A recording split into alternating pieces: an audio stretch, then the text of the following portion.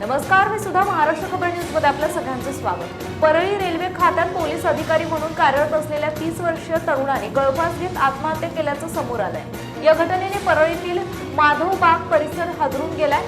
हा धक्कादायक प्रकार 17 एप्रिल 2026 रोजी सकाळी 7 ते 8 वाजता घडला। या घटनेनं एकच हळहळ व्यक्त केली जाते।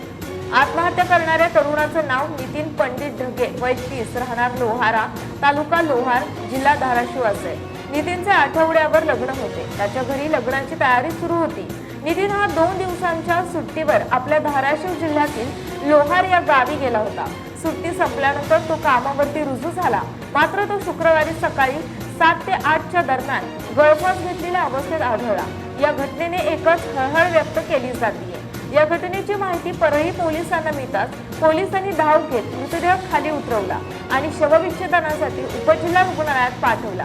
पोलीस या घटनेचा सखोल तपास करत असून नितीनला कामाच्या ठिकाणी वरिष्ठांनी त्रास दिला होता, त्यातूनच त्याने आपलं जीवन संपवलं। मात्र जीवन संपवण्यामागचं हे अधिकृत कारण असू शकतं का, असा प्रश्न निर्माण होतोय। पोलीस आत्महत्येमागील कारण शोधतायत। या घटनेनं परिसर हादरून गेलाय।